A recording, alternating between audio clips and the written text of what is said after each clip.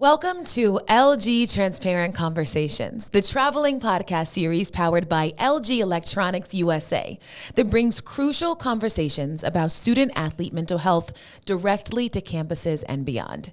I'm Taylor Rooks, and today's topic is mind and body, the connection between mental and physical health. And I am thrilled to be joined today by our panelists, Dr. Lee Dorpfeld, Steve Walz, and Melanie Green.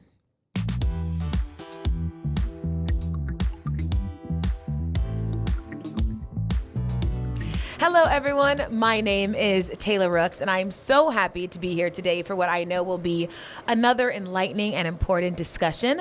Welcome to LG Transparent Conversations, the traveling podcast series powered by LG Electronics USA that brings crucial conversations about student-athlete mental health directly to campuses and beyond. And for our next episode, our third episode of Season 2, we are talking about mind and body, the mind connection between mental and physical health. And this episode delves into the critical connection between one's mindset and physical health, sharing firsthand experience with how having a positive mental outlook impacts healing and recovery, and how student athletes can support themselves during both physically and mentally challenging times. And joining me to discuss this is an amazing panel. We have Dr. Lee Dorpfeld, Assistant Director of Athletic Medicine at University of South Florida and Director of Sports Psychology at USF. We also have Steve Walz, Associate Athletics Director, Director of Sports Medicine Football, Men's Golf at the University of South Florida.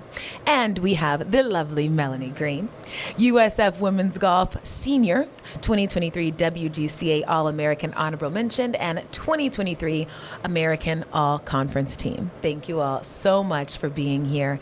I would love to really just dive right in and begin broadly with how your perspectives have shaped your view on this topic. So through your experiences as a sports psychologist, in sports medicine, as a student athlete, how have those experiences shown you the connection between mental health and physical health? And I'll start with you. Sure. I think going all the way back, it was one of those things where coming up, we didn't have a lot of opportunities in my day. We didn't have a lot of focus on mental health or mental performance or any of those things. And the focus was always on being the tough person, having to get through injuries, getting through all the things that we do. And I think when we start to recognize that the biggest role that we have is the brain, right? The brain runs all of the stuff that we do. It helps in healing, it helps in your mood, it helps in doing all these different things. And when we start to look at how we can utilize the brain, our mind, our spirit, in all of the things that we do physically, it gives us a really, really powerful tool. Absolutely, that they are working together in all of the ways. What about for you? How have you seen the connection? Well, for me, it started early in college when I was taking some psychology, sociology courses in addition to the athletic training piece, and seeing the differences of mind and body then. But then once I started practicing, of seeing it like play out in front of me live. You know, a student athlete injured, they're struggling with their rehab, but they're doing everything physically they need to do. What's the other piece that wasn't working? And as experience went down the road, you saw, you know, maybe they weren't having a good day. There's a lot of mental health psychology pieces that go into a rehab, and especially a long-term injury, something that keeps them out, something that keeps them away from their teammates, their coaches for a long time, and how that all can fit together so we can make a more holistic approach to getting them back to play. Absolutely, absolutely. So for your experience, just going a bit off that in terms of how the athlete is figuring out how to use mental health to their advantage, right? To make sure that their things are working in the way that they should in order for the physical to match in that way. How have you seen that connection?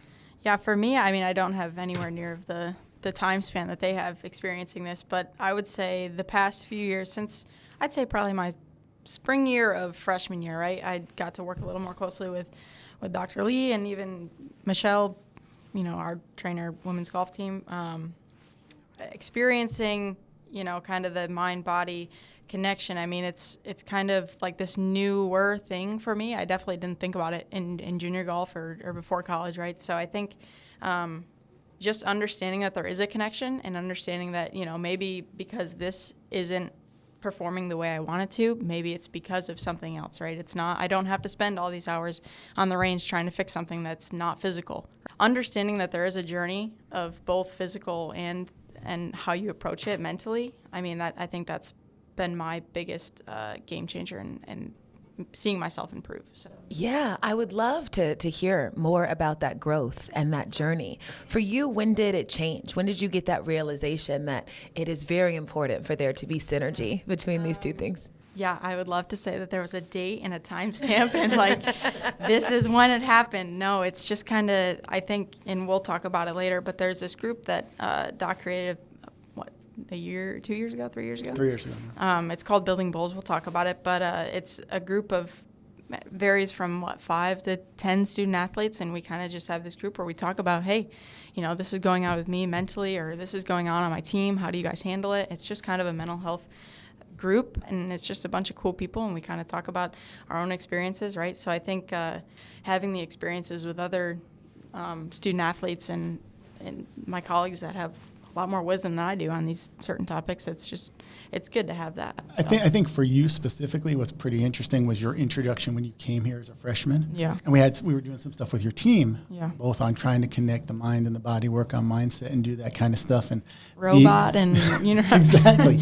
And I think what's really interesting to watch with you is your acceptance into it. At first it was kind of like, let me put my little toe in the water. Barely. See what kind of toenail. Yeah, and just kind of see what happens if there's something here for me or not. And then being open-minded with the support of your coaches, your teammates, and your own curiosity, being able to then be like, okay, there's something here for me. I'm not sure what it is yet. I'm not sure what we're doing with it, but I do know that there's something here for me. And then your willingness to kind of ask a lot of questions, try some things that you did not necessarily like to try at the beginning, exactly. And then being like, okay, this is where I can see this being part of my game and what can help me.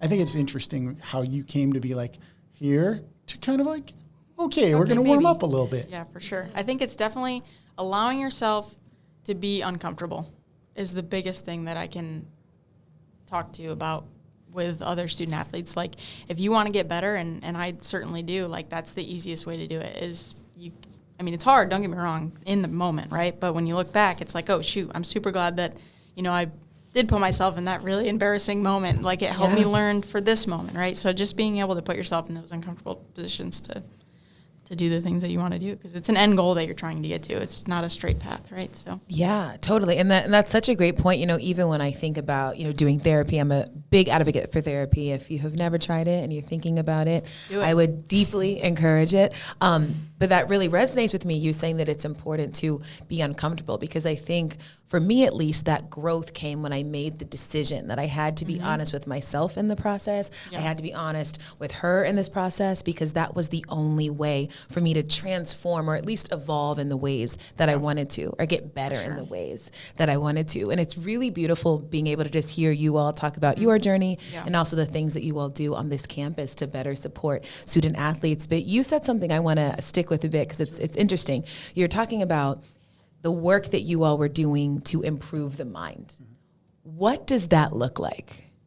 It looks like as many different things as there are people that come into it. I think when we talk about mental performance and mental health, you're talking about a continuum, right? So I think one of the things that's really important is to create kind of a menu. When I talk to recruits, when I talk to parents, when I talk to people about the work that we do, I kind of talk about it like you go to a restaurant and they give you a menu. Some days you just want the appetizers, right? I'm just a little app, I'm good with this. Some days you want a full meal. Some days you just want the dessert.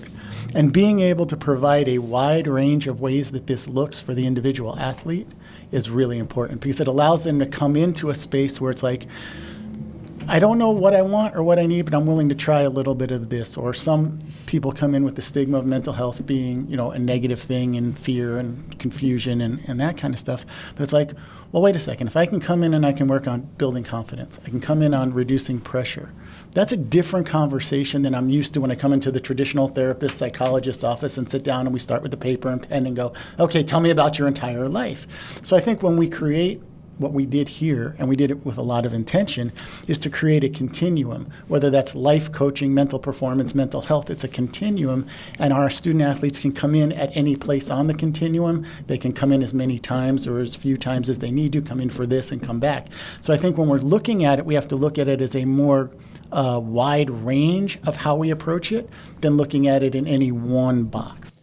And I think, what that speaks to is that this is all tailored, that it is individual, that everybody is treated with their needs, and you are having conversations about what somebody needs in this moment. How does that show itself in your work, making sure people feel, like individuals? Well, I think what Dr. Lee does with the program is one thing that really helps destigmatize student athletes coming to see him, is because it's not cookie cutter. It's not the same thing. If one student athlete is worried about, I don't want to go talk to him because he's going to ask me about this, this, and this, that's not the case. And they're learning more and more about that. And it helps us on the physical side, because then we can utilize his services down in the athletic training clinic when they're going through something physically. And he does a great job of coming down during those times when, they're going through the boring exercises that, get mundane day after day. And sometimes that's enough, that little bump to get them up in his office, or even if they just have a chat while they're sitting on the treatment table. Sometimes the 2 or 3 minutes that he gets with them there is the spark that's needed to get them either up into his office or just start the conversation of, hey, I've been feeling this way, or this isn't going how I thought it would. But I think the big key is that nothing is cookie cutter with the approach on this, whether it's mental or physical. Everything has to be tailored to the individual, which means we have to get to know the individual a little bit as well, which is really the best part of our jobs. And I think that's where the relationships that we have, we've been together, for about 12, 13 years now, but with our athletic medicine department as a whole, and the amount of communication that we have, I have a relationship with each of our athletic trainers that work with all of our different teams, and it's a really cool thing when one of our student athletes is going through something, whether it be physically or emotionally, to have one of the trainers go, we gotten to this point. I just think it might be a little bit helpful, but the athlete's hesitant to come, and he or she may be like, I'm not sure I really want to do that, and they can be an advocate for having that piece, and they can be my first step towards somebody who's apprehensive towards coming in, to being like, no, well, you're frustrated at your rehab. It's not going linearly. You're not back in the place that you want to be just yet. You've had a rough week. Maybe we can talk about just that piece. And I think what we do really well, and it goes to kind of our whole staff, is there's a great buy-in of everybody working together to figure out where is the spaces that we need to be more on the mental health side, and kind of coming in and giving a little jolt. Where do we have to be motivating? If we know they're going to have a rough day coming up, a trainer may say, why don't you pop in before they start today? I know we're going to be putting them through some really difficult things, could be uncomfortable physically and painful, etc. Maybe just kind of having an opportunity to be there and just be supportive, talk them through it, or just deal with their anxiety about a next step or a test, when we do some of the tests to see how far back they come.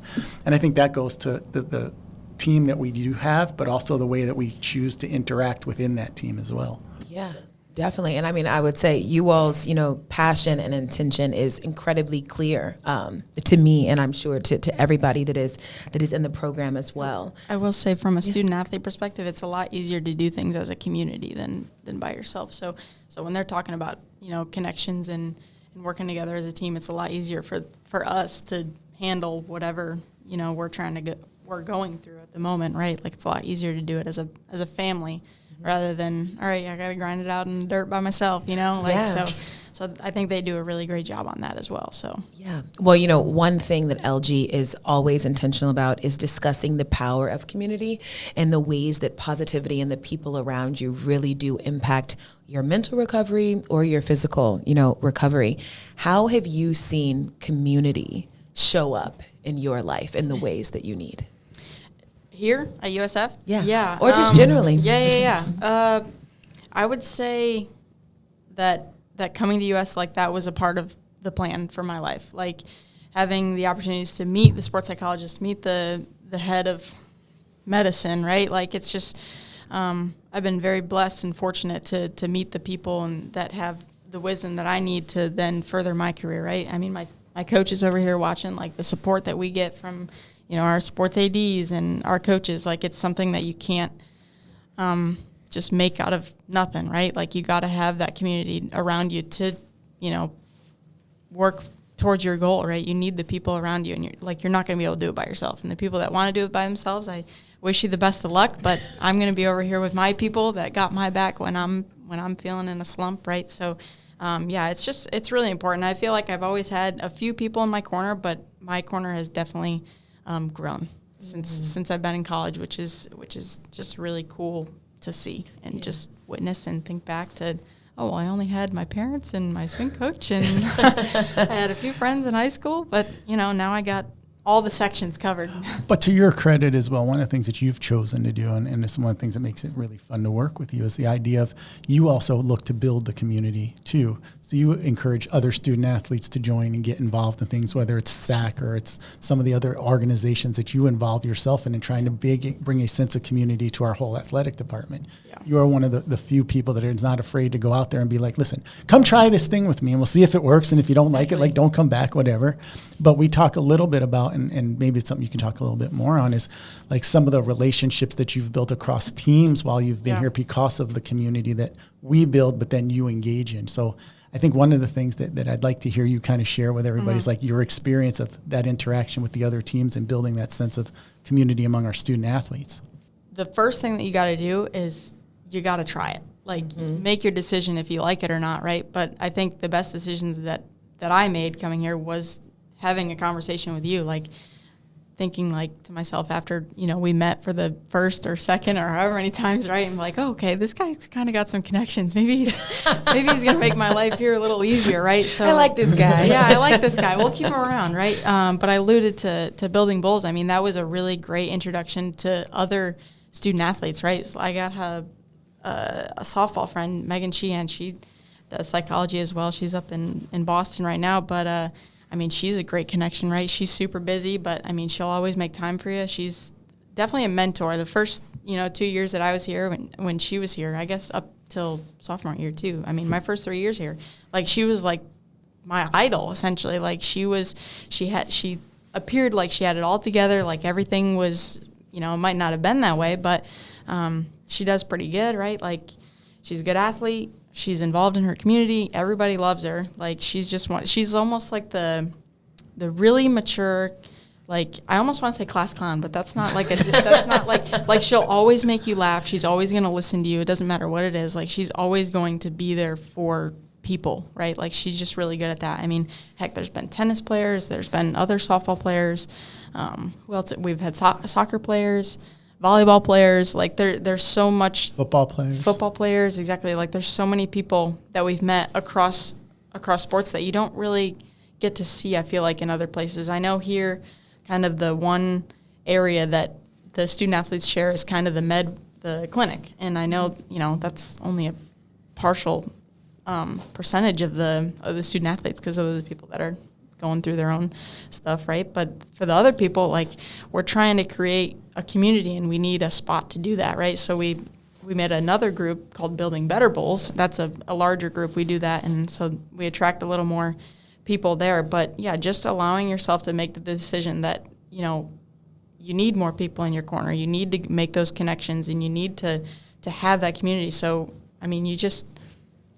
moral of the story is you just got to allow yourself to make that decision. Like, why count yourself out of an opportunity that could really benefit you, right? At least say that you did it. If you don't like it, you don't like it. You don't do it again, right? You wasted an hour of your time, 10 minutes of your time, right? But at least give yourself the opportunity to say, okay, this isn't for me, or say, oh, shoot, let's pursue this, because this could be the reason that, I hit my goal, or whatever it comes to. And I also think, building those communities, it shows people that they're not alone, right? Correct. They know that they can come to this place, and people are open and vulnerable and honest. And talking about issues or things, or, sometimes the good things, right, that everybody is experiencing. Yeah. So it's really great that you have taken on, one of those roles to be a connector. Yeah. And I'm sure that has impacted people in ways that you Yeah. aren't even sure about. So For that's sure. really, really Definitely got to put your amazing. ego aside, though. Yeah. I will say, coming in from high school, I was like, I got it. I'm good. Like, I don't need any help. We're good. But putting your ego aside and saying, you know what? It's okay to ask for help. Yeah, Okay. absolutely. You know But what, that's a Taylor, big thing. the coolest part about that is it's peer-to-peer. And, we can talk till we're blue in the face. Our whole staffs can talk, coaches. But when they learn from each other how to make themselves better, that's when, you see it really working. Absolutely. I love that. I do want to talk more about, again, that connection between the mental and the physical. And of course, we all know that sports are unpredictable. And sometimes that unpredictability can lead to very unfortunate circumstances like being injured. And I want to hear more about the process that you all have laid out for athletes that are facing major surgery. But before I hear that, I would love for you to just contextualize to the listener the feeling that comes with facing a major injury or facing a major surgery, and why it's important to understand the feelings around that to then have a program for people to be able to succeed. Sure. It's devastating, for an athlete to go through a major injury because it's taking away part of who they think they are, and I've heard it on your previous podcasts about talking about the identity, of the student athlete. And when that's taken away, how do they handle that? Some do fine. They're, they have a good mindset or whatever it takes for them to get through it. But others, struggle with it. And I would say probably 100% of them have some sort of roller coaster with it one way or the other, whether they feel like they handle it well or not.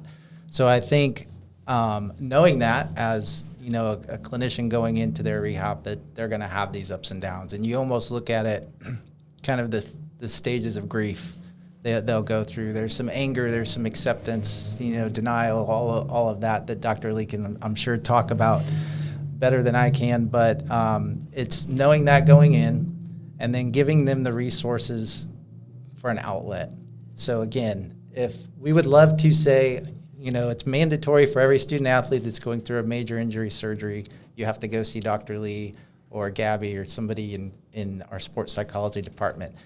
But if we make it mandatory, it's probably not going to have the effect. We want them to want to go. Yeah. So we encourage them. We provide the opportunity for them. Again, them just walking through our clinic on a daily basis, just saying hello, makes a ton of difference. And so it's not just, oh no, Dr. Lee's coming or Gabby's coming. It's, well, some of it is. I've gotten some looks. But it's, let me grab him for a second, because I just, had a rough day at rehab. My knee swelled up, and it set me back a day or so. So I think making sure the student athlete knows what their resources are going into surgery or season-ending injury or, unfortunately sometimes career-ending injuries as well. Mm-hmm. And so for you, what do you think is sort of the key in making sure these individuals feel as though there is more, there is a light at the end of this tunnel? It might not feel like it in this moment, but this will end. I think for me, and I want to hear what Dr. Lee has to say about this too, is my experience. So I've been doing this for almost 30 years now, and I've been able to, fortunately or unfortunately, see a lot of these cases go through. So I draw a lot on that of, hey, we've had a case like this. He did fine, she did fine. This is how we got to that point. And even some of the cases that maybe didn't turn out as well, we can look at it as, well, we shouldn't do that. This is what happened in this last case. So for me, it's drawing on experience and then, again, giving them the resources. Because maybe it's not me or one of the athletic trainers that they're necessarily divulging all of their information to, but we want to give them somebody that they can. Yeah. And I think, or I assume, it's the same in your experience, drawing from that experience to better understand? I think it is to a certain extent. I think we've had to become much more intentional with it, to be completely transparent with you, is the idea of we have two things happening at the same time. You have the human development of the 18 to 22-year-old young adult who is going through their own developmental growth spurts, I like to call it, and just being here and going through being a Division I student athlete, right? You also have a lot of firsts. And, for a lot of our student athletes, fortunately, and I guess to some extent unfortunately, it's like it could be the first time they've ever been hurt. They've been in a situation that they can't play. They're separated from their sport, which is part of their identity. They don't know what the future is going to bring. They hope for the best, fear the worst, go through all of those things. So you have the human part of them going through developmental stages and changes and dealing with that. Then at the same time, you have the athlete part of them going through, okay, I've never not played a season. I've never been out. I've never had to do this kind of work in terms of rehab from the longer term injuries. But also, it's incredibly isolating to be pulled out from your team or your group and not having another place to put that stuff. So I think what really starts to pan out, where the idea for our model comes from, is the idea of let's address the most common and I'll say known things that we can expect that these young people are going to go through, have a plan which is like a safety net so that they don't have to go, well, what's going to happen if I have a bad day in my rehab 2 weeks from now and I feel like complete crap? As opposed to, we know we're doing some things on the front end pre-surgical. We know we're doing some things post-surgical, and we know we have target points during rehab to make sure that we have these safety net checkpoints.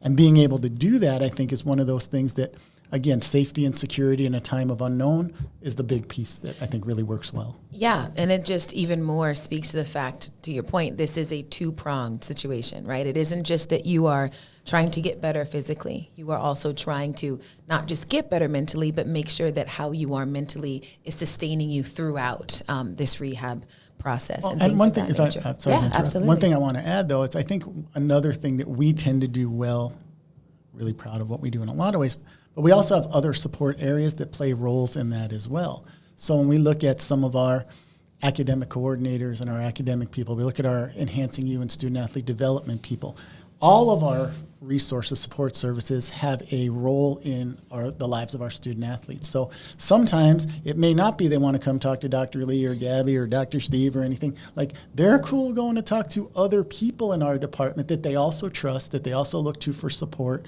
for different reasons. And then we have the opportunity to work together collaboratively through our care team to kind of bring all of that together and identify who and what is the best thing for that student athlete at that time, encompassing not just our two roles, but also other support services that they connect to and feel safe and supported by. So I think when we do that, we're actually expanding more different ways to make touch points with the athlete to bring those two things of mental wellness, injury, health, all that stuff together too. Absolutely. As we continue to, discuss the synergy between mind and body, an athlete once said to me, just when he was talking about his experiences, he said he likes to sharpen his mindset because he has found that his mind quits before his body does.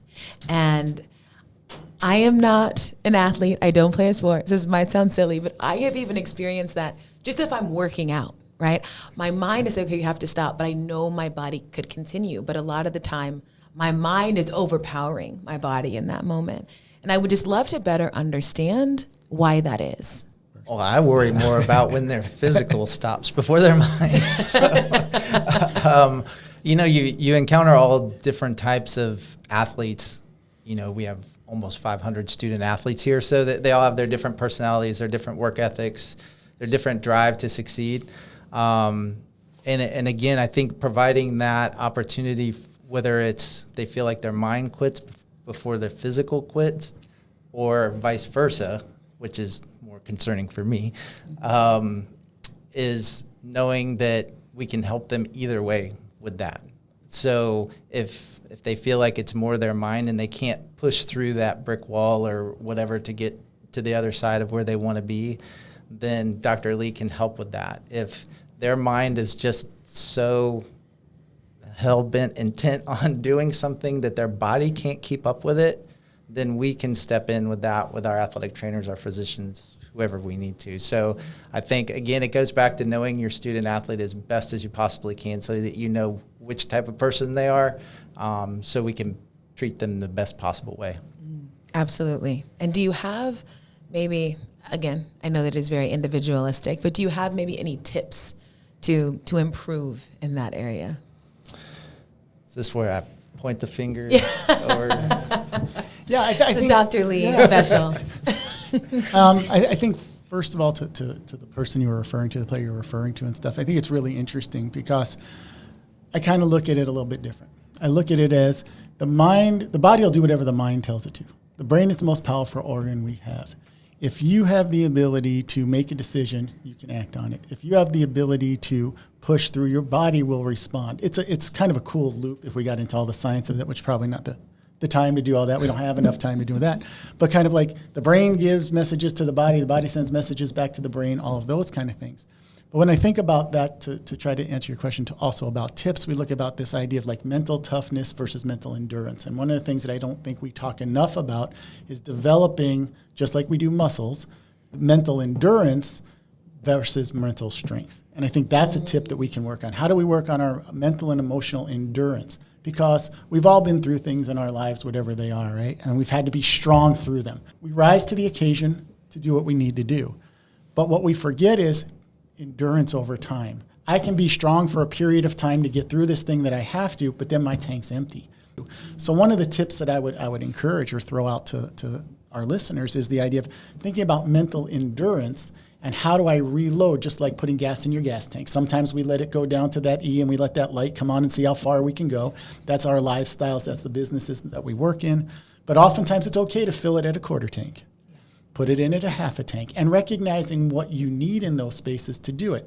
It might be counseling or therapy. It might be meditation. It might be yoga. It might be other forms of ways that we give the mind and the body an opportunity to recharge and build that endurance over just strength. And I think that would be a tip I would throw out there is find different ways to rest and recover, incredibly important. But how do we recover mentally becomes just as important as how strong we have to be for the things that we're trying to do.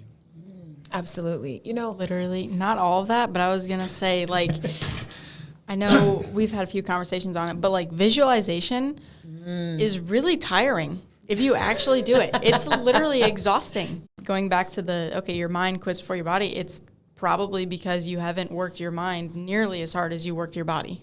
So I think that's one of the big things. So, yeah, all the things ditto. But then, there's some stuff that you try to do, imagery, visualization, other stuff that we've talked about that are just way over my head. They go, phew. But mental stuff is exhausting. If you really work on it for, even 10, 15 minutes, it can be exhausting if you're doing it correctly. Yeah. So I think it's just, where do you spend your energy? Where do you spend that training? Do you spend it just on the physical, or do you kind of mix it up? So I think, Yeah, and then that's where that endurance, right, comes in. I read an interview that you were doing in 2020, and you were talking about stress and pressure, and you said that these are not tangible; these are concepts. Yes, ma'am. Can you elaborate on that? Sure, happy to, and thank you for doing some research. That's cool stuff. So when I think about the concept of confidence and pressure, the two ones that I talk about the most, it's like, okay, I do kind of this thing where I introduce the concept this way. Okay, Taylor, do you experience pressure? Yes. Excellent. Can you show it to me? No. But you say you have it. Mm-hmm. So where is it? What is it? Question one. Question two is this. How much do you have? 10, 50, 100? It's not quantifiable and it's not tangible. But it is such a big part of our dialogue. It's a big part of what we do and what we experience. So it's part of our experience. So how do we teach what pressure actually is? And then we can teach skills and tools to manage it. So when I talk about those kind of things, I talk about both confidence and pressure in that respect. It's like, if confidence is our belief in our ability to execute a task with precision and consistency, as opposed to perfection, we can get a whole thing on perfectionism. But if we're doing that, then our belief in doing it is also based on the number of times we do it, and we do it correctly. Okay, well, if I do it more times correctly, I'm going to have that experience of believing in myself to do it. That's part of confidence. On the pressure side, pressure is really a combination of fear and doubt. Okay, so how do we manage that? We can experience pressure in the way of, I got a lot on my plate. I got 7 things to do today. We were talking a little earlier about your schedule and coming and going and traveling and doing all that. Some people may experience that as pressure. Some people may think that's incredibly exciting and fun and let's go do it. So the other thing is how we label our experience, our emotional and mental experience. So the words that we use become incredibly powerful as we describe things that go on in the athlete lifestyle. I use an example with confidence. I'm like, okay, any of us that have ever played at any time has had a coach say to us, go out there and play with confidence today. Like, of course, what's the answer going to be? Okay, coach, I'm going to go do that. I have no idea what it means, but I'm going to go do it because it sounds great and I'm supposed to know what that means and go do it. When we can make that tangible and then coach it and teach it, we're giving them more skills to Melanie's point about the idea of like working the mind and working the mental game becomes tangible the same way lifting weights does or doing rehab does and things like that. So that's where I'm coming from with that. If we break it down into tangible pieces and then give them skills and tools to build it, now we have something that becomes actually truly trainable. That makes complete sense. And when I heard you say that, I said, I have to ask more about that because I do think that that is a really important distinction and also speaks to the things that we tell ourselves that sometimes aren't fully formed and maybe not even fully true, at least in the way that we are talking about them. So I really like that. But I will say, speaking of something tangible, the Perseverance Award, I would love to hear much more about. I think it is beautiful that that award exists now, but I want to talk about why it is important to reward people and make sure they feel proud about the journey they've gone on, coming on the other side. Well, it was humbling because I didn't know it was happening, so that was always exciting. I think when we see so many of our student athletes go through these trials and tribulations of injury and coming back from it, we want to be able to recognize that somehow. And, in our area, sometimes it's hard to do or hard to figure out, because you also want to keep their medical information private and, they don't always want to share it, which I completely understand and agree with. But we have so many great stories with our student athletes, whether it's from overcoming injury or overcoming one thing or another. Those stories need to be told because somebody can learn from them. When you talk about the diversity, just the differences of all of our teams and sports and within that roster, seeing them come through adverse situations, it's just been cool to be able to kind of put a tangible aspect to that we haven't had before. Amazing. Well, congratulations. You absolutely deserve to have that award in your namesake. I saw the photo. I loved it. So truly, congrats. Thank you. Last one to end for you all. But, Melanie, this series with LG, Transparent Conversations, really has the goal of using words and fellowship to shine a light on voices that need to be heard, as well as discussions that need to be had. What do you want people's takeaway to be from this conversation?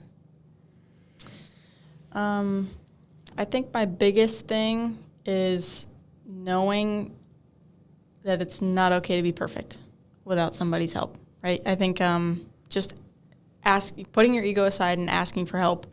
I think I would encourage everyone to, if they haven't, I'll allude to what you said earlier, go see somebody. We all have something that we need to work on. Nobody's perfect. We all have one thing that it's like, itching at it right under our skin, right? And we can't figure it out why or what, but, if you go and just talk to somebody, maybe they'll be able to lead you to some of the answers. Maybe they won't have the answers for you. Maybe they won't have the end, this is why you're this, right? But they might be able to ask you questions that make you think, now I get it. Like that was the thing the whole time. And I've been struggling with this for years or months or weeks. I don't know, however long the timetable is for that person. But just go and talk to someone. If it doesn't work the first time, go try again. Like, we don't sit up on this panel here and say how great it is because we're getting paid to do it or something, right? Like, it's real.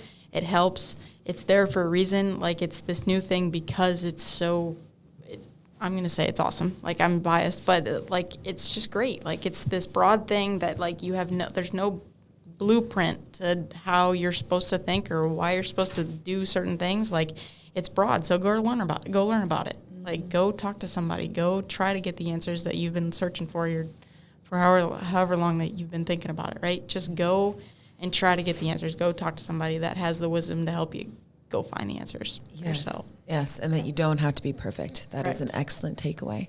What about for you? What would you like someone to take away from this? I would echo Mel's comments, but to use your resources and help build the tools. I mean, college is a learning time, right? You know, we learn about all types of things, and part of it is building your toolbox to handle things when you're done with your sport, when you're done with your college career. So use your resources, fill up your toolbox so that you can handle different things as life brings them, because you know, you're always going to come through difficult times. It might not be related to your sport. It could be related to your spouse, to your kids, to whatever.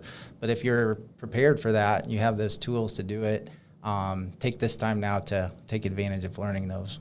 Absolutely. All right, I'm going to have you close it out. What do you want people to take from LG Transparent Conversations, Dr. Julie? First of all, the concept of transparent conversations. Let's just start there. Thank you. I think the title is really great. I think the work that y'all are doing is important because transparent conversations are the ones that allow us to learn, grow, and heal. So I would start there, and thank you for that on your end. Of course. I think from the other end, I'm gonna take this aspect and say on our end as mental health professionals, as mental performance coaches, as all the different things that work in the space that sports psychology is and has become, we have to be more creative with the ways we meet our student athletes and our clients at, instead of kind of staying in the traditional box of just, this is what we were taught in school and this is how you ask a question and this is what you do when somebody presents with that, and get more creative in the ways that we can bring what we do to a diverse population of student athletes and clients that are out there, because I think there is a lot on our side that stays kind of compartmentalized, and this is the way we're supposed to do it because we were taught it in school and training and stuff like that. That's not realistic in 2023 and almost 2024. So we have to, as the people in that space, be creative in the ways that we offer services, provide services, talk about what we do, educate people on what we do, and increase the kind of the items on the menu that allow them to enter from a bunch of different places so that they can get what they need, and we make it easier for them to do that. I think that's kind of the most important thing, is how we do that. For sure. Well, you know, I will say one of my main takeaways has really been the beauty of this community that you all have created to support and be supported, to use your voice to make sure your peers feel seen as well. But then also this idea that, you know, the mind is also a muscle. It's something that you are working out, and that the synergy between mind and body really is real. And it's really important to just use your voice and make sure people, you know, understand the things that you are going through as well, so that nobody feels alone. So thank you so much for your time being here. I feel really honored to have participated in this conversation. I am grateful that you showed up, and life's good. Thanks so much. Thank you. Thank you. Thank you for joining us on this episode of LG Transparent Conversations. For more episodes and to catch up on season 1, check out LG Transparent Conversations on Spotify, Apple Podcasts, or at lg.com/US/transparent-conversations. LG, life's good.